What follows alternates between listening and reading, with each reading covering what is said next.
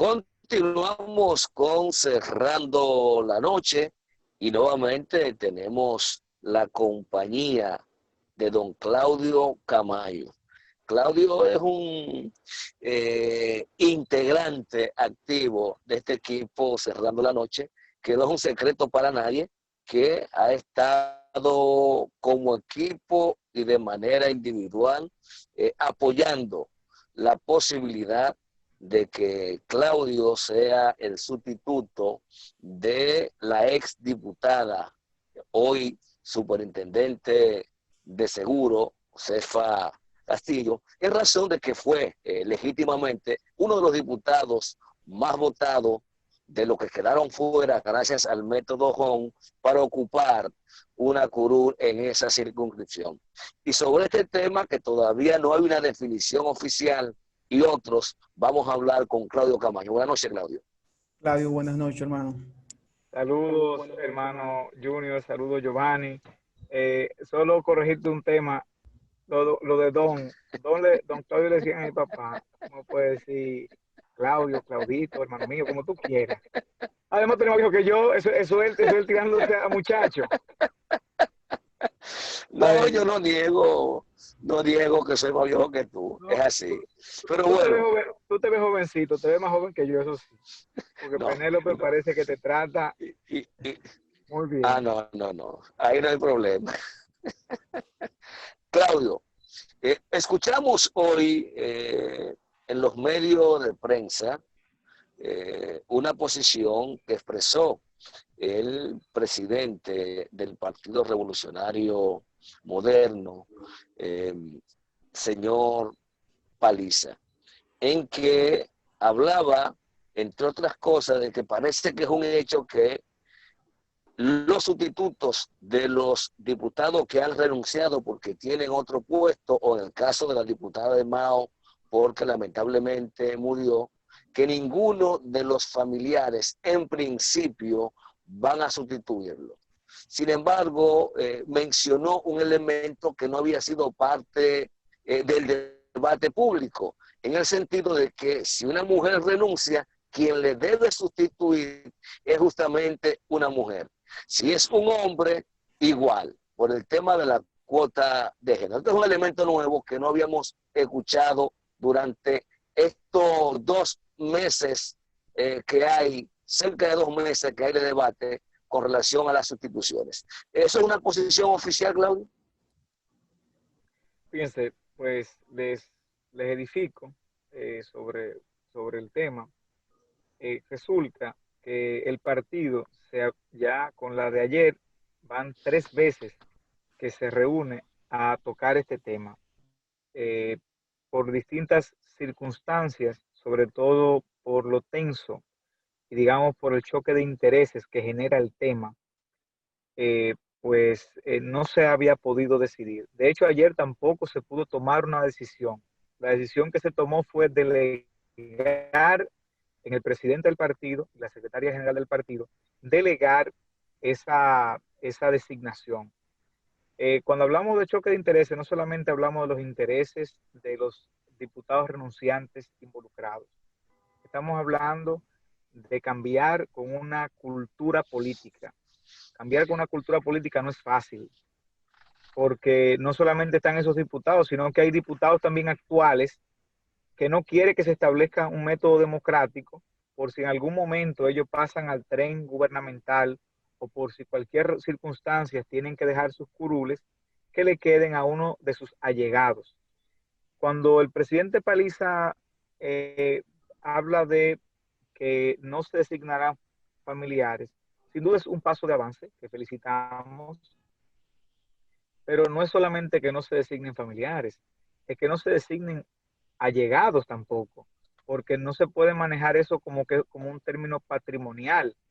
El diputado que decide renunciar a su diputación, es como cuando en un trabajo tú renuncias, no te tocan prestaciones, tú renunciaste, te fuiste. Cuando tú decides abandonar tu curul, la abandonas, y sobre todo en este caso, para asumir un puesto de mayor envergadura y mayor relevancia y mayor manejo de recursos, mayor poder político, pues esa curul queda a disposición del partido.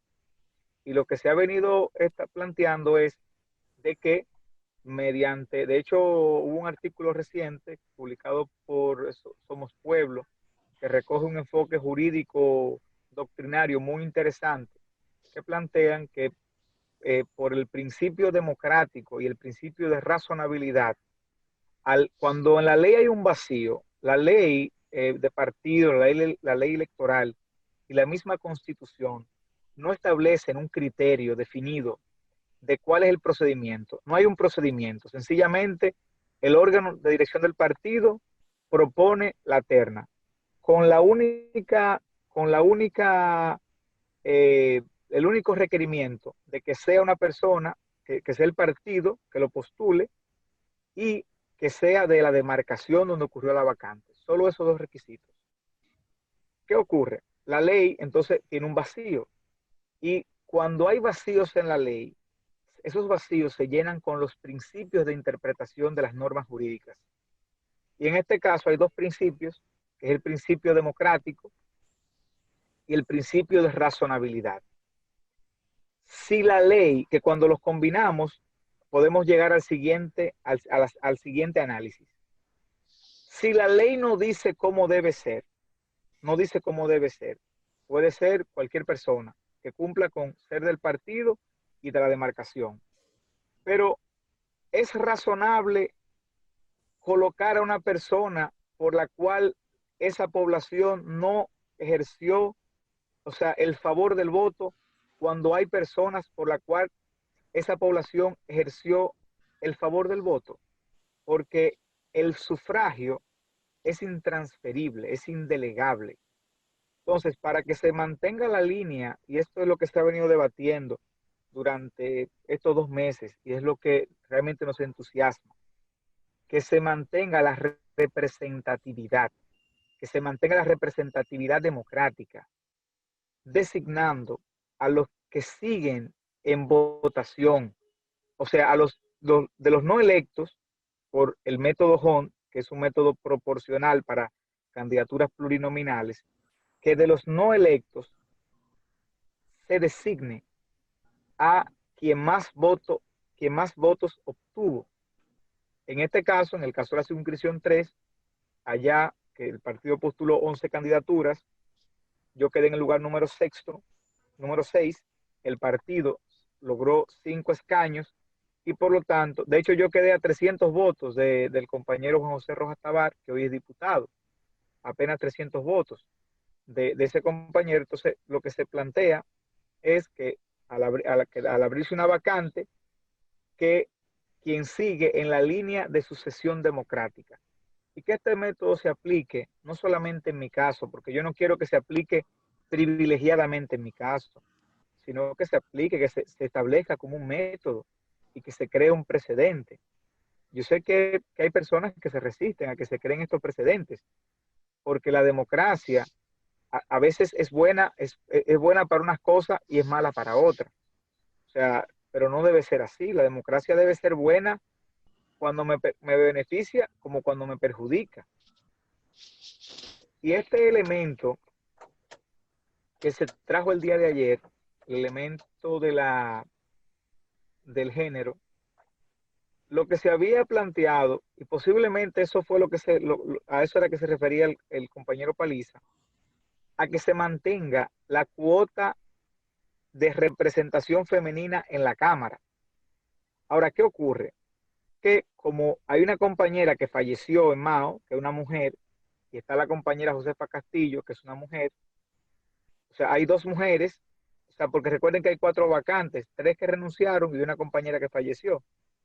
Entonces, que suban 2, que se designen 2 mujeres para que se mantenga la cuota de representación. Pero ¿qué ocurre? Por ejemplo, en San Francisco de Macorís, si se establece el método democrático, donde renunció un hombre, que renunció Olmedo Cava, subiría una mujer, la compañera Dorina Rodríguez. Entonces, o sea, ahí ya pues eh, se, se mantendría el tema de la representatividad femenina en la en la Cámara.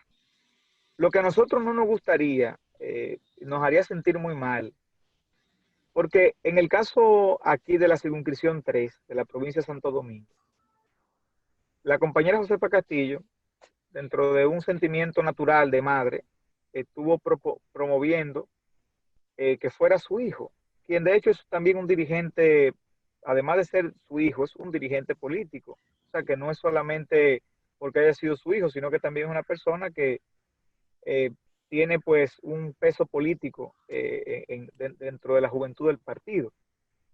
¿Qué ocurre? Ella lo estuvo promoviendo, pero él lamentablemente se ha visto involucrado en un ruido con el caso de la compañera Kimberly.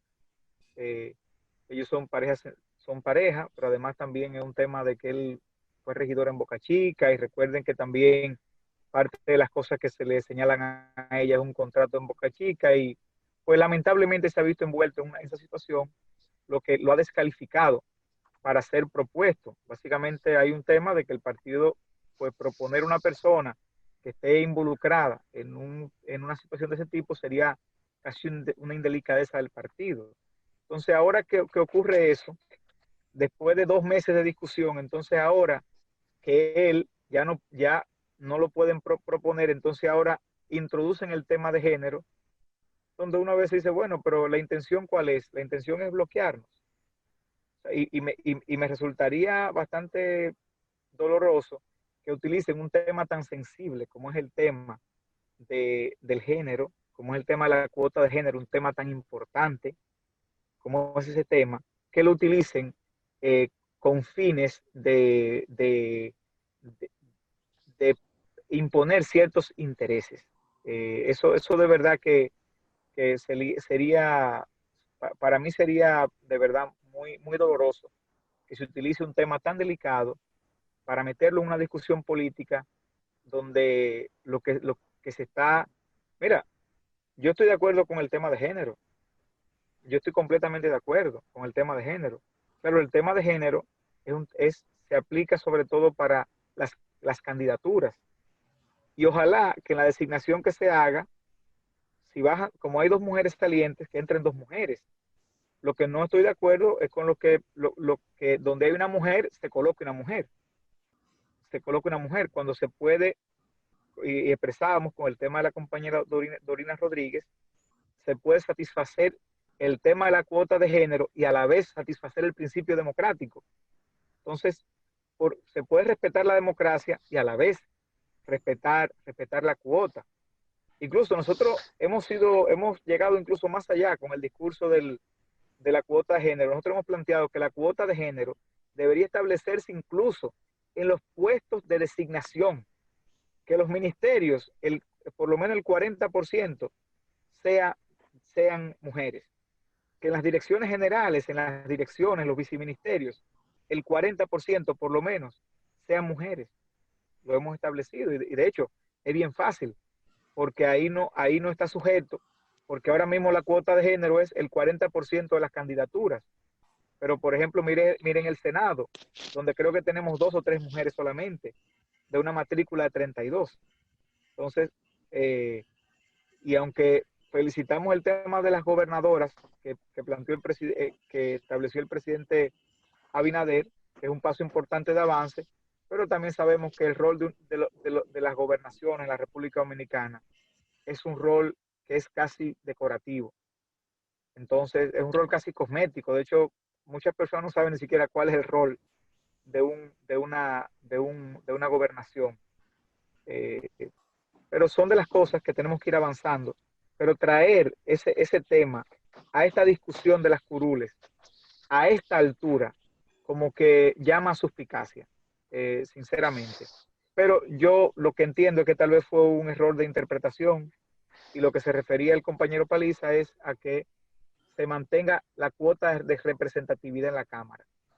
Con lo cual, claro que estaría de acuerdo siempre. Claudio, mencionaste el caso de San Francisco de Macorís, argumentando que si nos vamos por el principio democrático del segundo o el cuarto o el quinto o el sexto más votado para sustituir a un diputado o diputada de la circunscripción, en San Francisco entonces subiría a la Cámara una mujer y tú subiría en la circunscripción número 3 de Santo Domingo Este. ¿Sería así? Exactamente. En la circunscripción, en la provincia de Duarte, que es donde San Francisco, o sea, donde está el municipio Sí. cabecera, San Francisco de Macorís, la siguiente más votada es una mujer, la compañera Dorina Rodríguez, de hecho una valiosa dirigente, que además forma parte de las estructuras del partido allá en la provincia y que ha contado con un respaldo también muy grande dentro del partido. Y entonces ahí subiría ella, claro. El diputado renunciante también está pulseando para colocar a una gente de su entorno. Y esto es lo que tenemos que cambiar. Y yo entiendo que al gobierno le sería muy sano. Al presidente Abinader, de hecho, le quitaría mucha presión establecer este método, porque hay muchos congresistas que seguro están cabildeando para que lo nombren en puesto del Ejecutivo y dejarle su curul. Si se establece ese método democrático, ya pocos congresistas van a querer renunciar porque van a tener que van a dejar ese puesto seguro que tienen ahí por un puesto en el Ejecutivo, o sea, pero no se van a poder quedar con las dos cosas, que es lo que ha venido ocurriendo históricamente. Recordemos, por ejemplo, a Amable Ariztí Castro, que aspiraba a la senaduría de la Altagracia, luego dejaba a alguien ahí y se iba para la liga municipal o para cualquier otra función. Y así hemos visto, y ha sido una cultura, una cultura nefasta, negativa, que es parte de esa cultura que tenemos que cambiar y es parte de ese discurso del cambio, porque el cambio debe ir más allá de cambiar la bandera del partido de gobierno, no solamente un tema de colores o de siglas, es un tema de prácticas. Las prácticas políticas es que tenemos que cambiarlas, los principios éticos y morales por los cuales se rige la política. Ciertamente, en este caso la ley no habla de un método u otro, pero ¿qué es la moral? ¿Qué es la ética? Es hacer las cosas bien aunque la ley no te la diga. Porque una cosa es lo ilegal y otra cosa es lo inmoral, por ejemplo. Y tal vez una de las cosas por la cual se ha resultado tan difícil que se nos designe para sustituir esa curul, porque nosotros hemos planteado la renuncia a todos los privilegios de los congresistas. Todos los privilegios, todo eso, todo el cofrecito, las exoneraciones y esos salarios que se le dan a los diputados, además del salario que ganan, se le paga cada vez que van a comisión, se le paga. He planteado la renuncia a todo eso, incluso a una disminución del salario. Nosotros planteamos que además de los privilegios que hay que quitar, hay que disminuir el salario. Un país donde la mayoría de la gente gana, de promedio de la gente gana menos de 20,000 pesos, un diputado perfectamente pudiese ganar 60, 70, 80,000 pesos y no los 170,000 pesos que gana como salario base nominal. Entonces, ¿qué ocurre? Yo estoy seguro que eso, aunque sería un buen mensaje a la población, sería un mal ejemplo para la cultura política imperante todavía, que se nutre de esos privilegios. Entonces, pero nosotros no vamos a cambiar nuestro discurso, porque si yo tengo que llegar, y se lo digo, y ustedes, bueno, ustedes lo saben perfectamente, si yo para llegar a la Cámara de Diputados tengo que transigir mis principios, pues sencillamente prefiero no llegar. O yo llego con mis principios o no llego. Eso es un asunto y tal vez eso es lo que ha creado tal vez algún tipo de limitante, porque sé que hay muchas personas que no lo van a ver como un mal ejemplo, verían como un mal ejemplo que uno dé un buen ejemplo. Claudio, te me adelantaste porque precisamente la pregunta que te iba a formular iba en base a tu comportamiento, tu conducta, tu historial, y parecería ser, como tú bien señalas, que se está orquestando todo esto con forma de obstaculizarte, con forma de impedir que tú llegues pues a ocupar una curul en la Cámara de Diputados. Sé que eres un hombre de partido, eres obediente, pero también tienes tus criterios independientes y tienes tu convicción propia de las cosas. Acaba de señalar que tú de llegar a ser diputado, pues te desprendería de esos privilegios que tienen los diputados, exoneraciones, cofrecitos, dietas, y la verdad que este tipo de conducta pudiera preocupar a una élite política y ahí sería parte de esos obstáculos que tú acabas de señalar. Así es que la verdad que romper paradigmas, no solo en este país, Claudio, en cualquier país del mundo es difícil. Así que te deseo éxito de verdad, te lo digo de todo corazón. Sé que tienes un trabajo político hecho, sé que tienes una estructura política hecha, pero lamentablemente en la política se necesita ese equipo de arriba, que es el equipo que gobierna, para poder llegar. Y ojalá tú logres romper esa barrera, todos esos obstáculos que te han puesto en tu carrera a llegar a ser diputado. No, muchas gracias, Giovanni. De hecho, una de las cosas que nos entusiasman es poder ir al Congreso a trabajar en pro de la gestión gubernamental del que encabeza el PRM y que encabeza el compañero Luis Abinader, porque yo estoy plenamente convencido de que cuando el compañero Luis Abinader ha hablado de un cambio en este país, lo ha hecho desde el corazón, lo ha hecho con sinceridad. Y hemos visto que él ha hecho incluso hasta muestras de desprendimiento personal en pro de ese cambio. Lo que pasa que aparentemente hay muchas personas que no lo han entendido, que no han entendido cuál es el concepto cambio que quiere impulsar el compañero Luis Abinader. Nosotros queremos precisamente poder colaborar con eso, poder que ese cambio, poder colaborar y ayudar en la gestión del presidente Luis Abinader para hacer de ese cambio, porque del éxito de este gobierno, del gobierno del Partido Revolucionario Moderno, del gobierno del presidente Luis Abinader, del éxito de este gobierno, que como bien dijo él, yo gané con el voto de la mayoría, pero voy a ser el presidente de todos los dominicanos, porque del éxito de su gobierno va a depender la felicidad de nuestro pueblo. Y precisamente eso es lo que nosotros queremos, ir a la Cámara de Diputados para desde ahí, de forma gallarda, pues defender esa gestión de gobierno.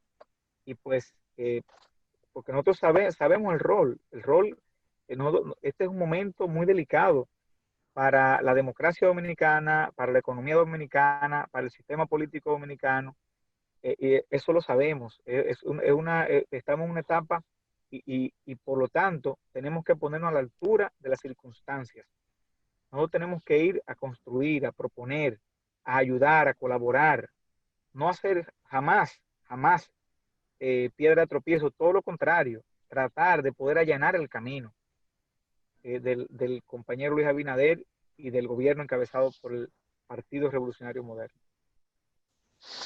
Bueno, Claudio, independientemente de lo que ocurra, si llegas o no en esta ocasión a la Cámara de Diputados en sustitución de la renunciante Josefa Castillo, porque han sacado debajo de la manga un elemento de mucho peso, de mucho peso en el que seriamente te ponen entre la espada y la pared por el discurso que has enarbolado y que todos estamos de acuerdo de garantizar la representación de la mujer en los espacios de poder, que le cuesta mucho esfuerzo que le cedan el paso. Y eso la verdad que es difícil. Sin embargo, creo que en tu caso, al margen de que si llegues o no, tienes que sentirte conforme, satisfecho con lo que has logrado.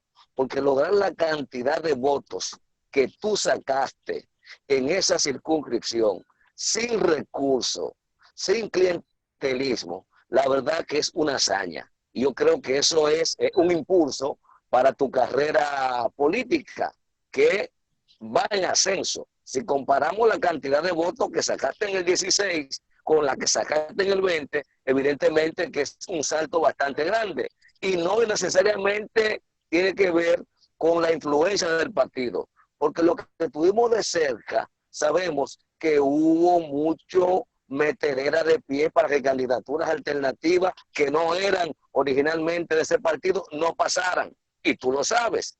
Y eso se manifestó en esta circunscripción número 3, no solo en tu caso, en el caso de otros que iban por otro partido. Entonces creo que al margen de la solución final del problema, tú tienes que sentirte ganador de este proceso y los votantes de la circunscripción 3 que han depositado su confianza en ti. Muchas gracias, hermano. Muchas gracias, ¿no? Y agradecer de verdad el respaldo que ustedes siempre nos han brindado. Y reiterar que nosotros estamos siempre contestes con la ampliación de la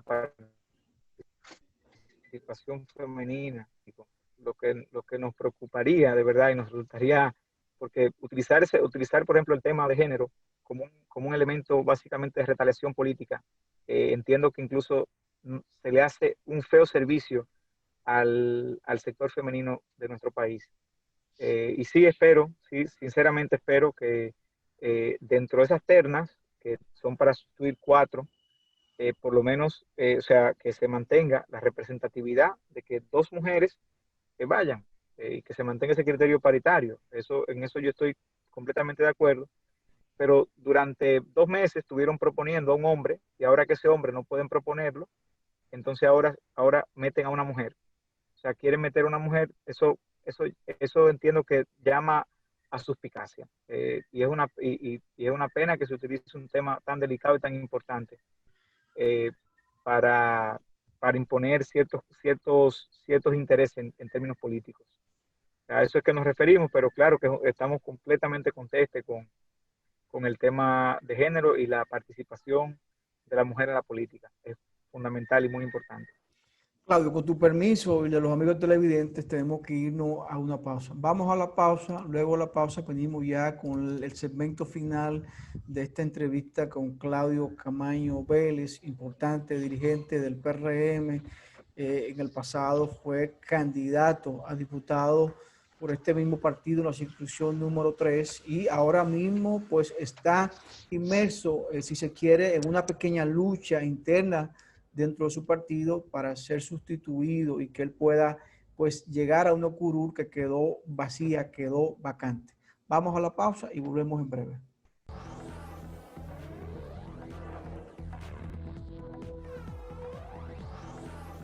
Amigos televidentes, continuamos con esta interesante entrevista con el dirigente político Claudio Camaño Vélez. Con Claudio, pues, en el pasado segmento hablamos de las circunstancias actuales en las que está una terna donde debe ser escogido quién será el próximo o próxima sustituta de la vacante dejada por la dirigente Josefa Castillo, pero ya nos explicó una serie de situaciones, así que vamos a desearle suerte y que la próxima vez que esté con nosotros aquí en Cerrando la Noche sea en calidad de diputado.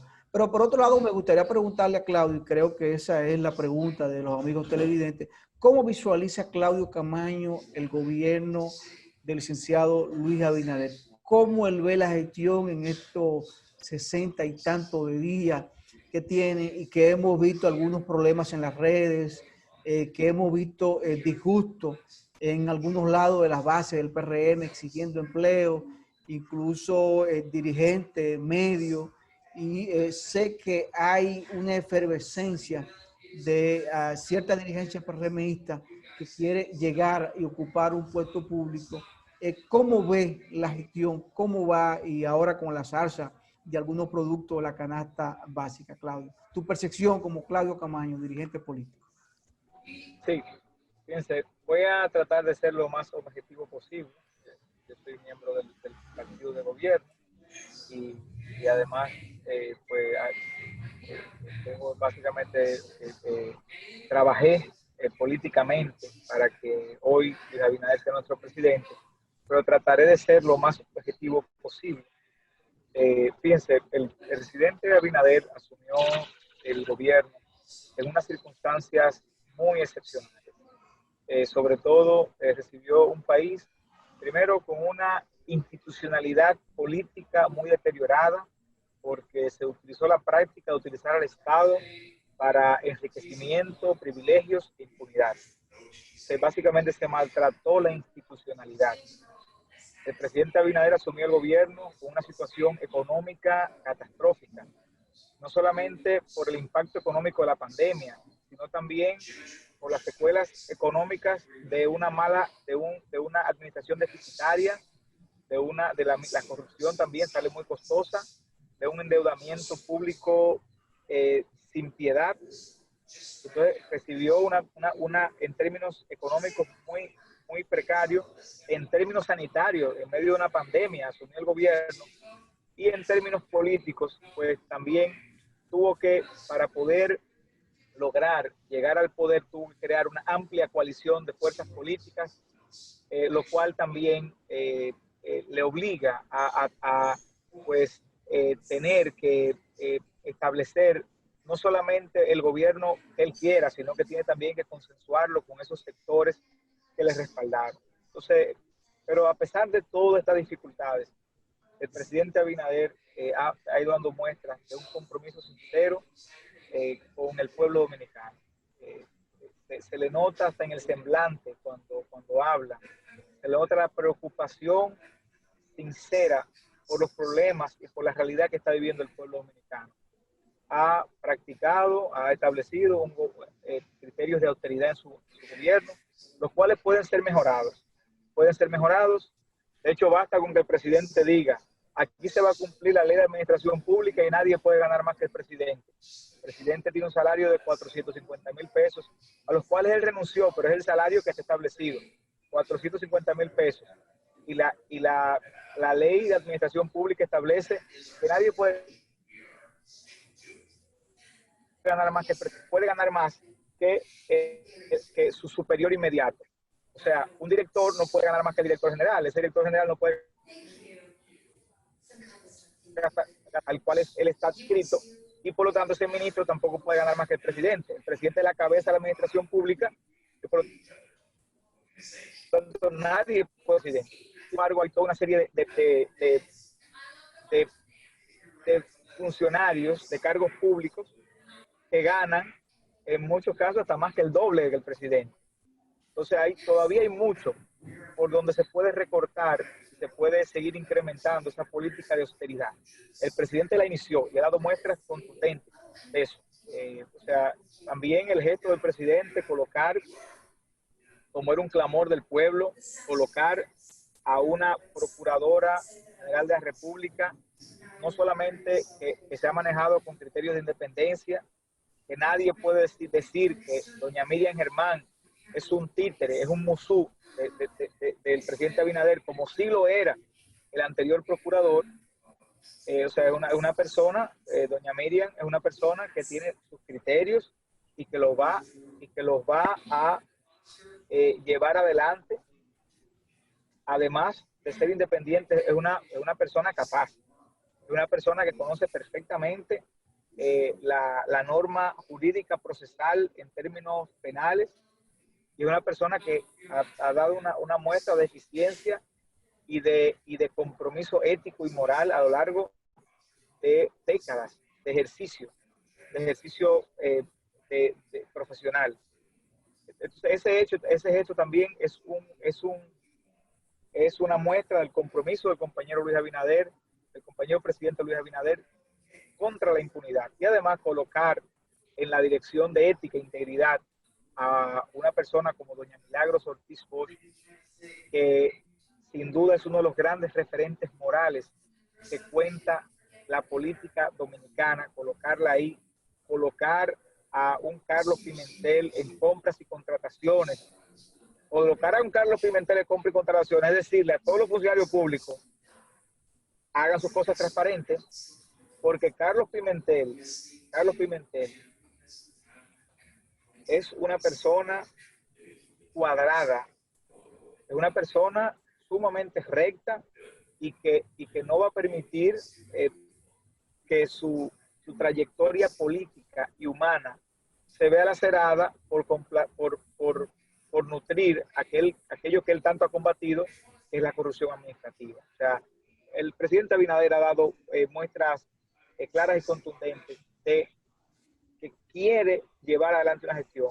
Sinceramente, los demás funcionarios tienen que ayudarle. Hay un tema con el tema de las bases, de los empleos de las bases, que tiene que ser observado con detalle, pero claro, eso también responde al mismo hecho de que el presidente Abinader, que habló de un cambio, no puede hacer un cambio haciendo lo mismo que hacían los demás, que venían y pasaban una mocha.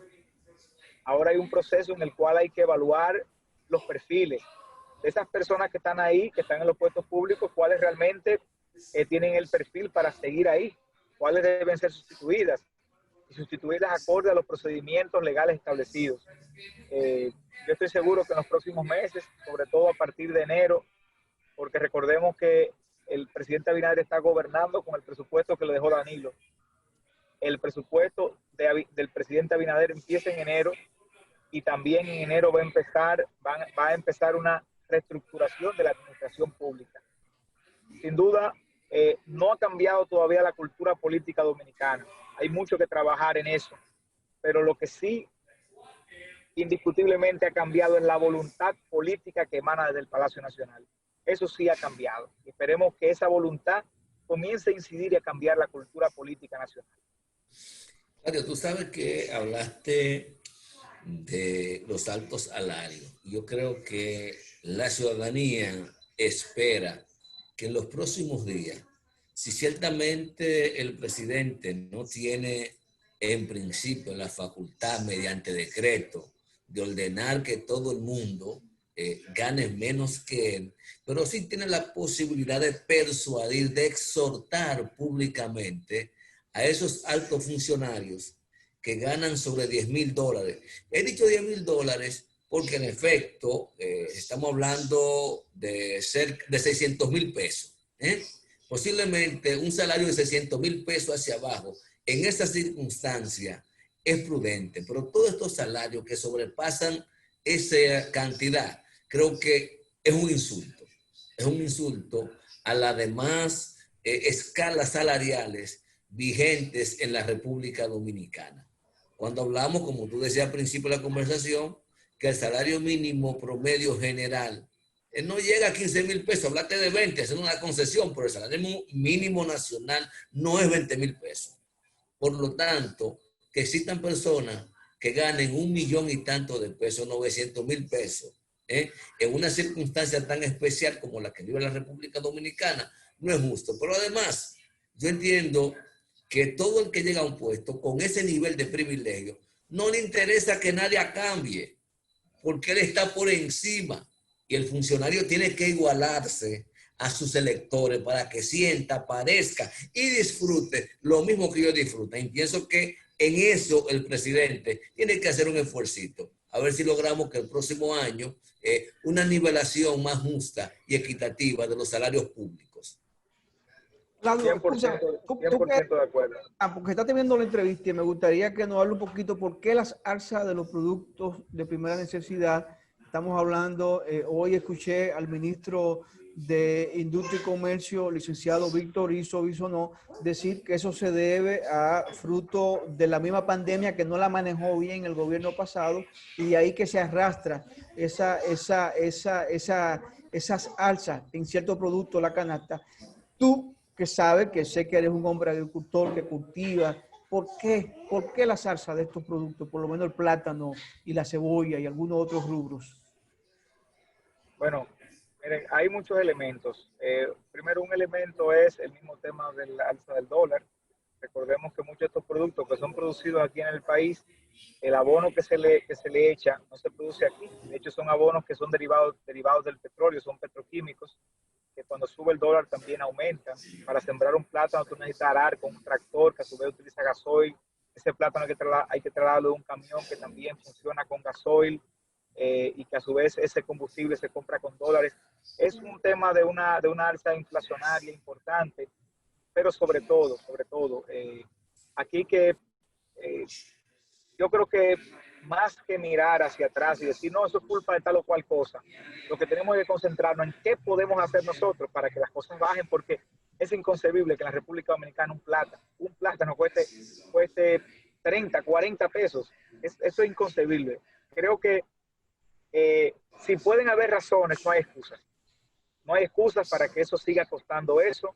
El gobierno tiene que intervenir inmediatamente. Y de hecho el presidente Luis Abinader ha dispuesto de fondos para el sector agropecuario. Pero esos fondos hay que ahora controlar que sean bien invertidos, que lleguen donde tienen que llegar, que el Instituto de Estabilización de Precios, que de hecho el otro día hablaba con Iván, diciéndole que él tiene un gran rol, porque aquí hasta se ha olvidado para qué sirve el INESP. Hay gente que dice, no, el INESP hay que cerrarlo, porque se han olvidado, porque el pueblo ya ni sabe.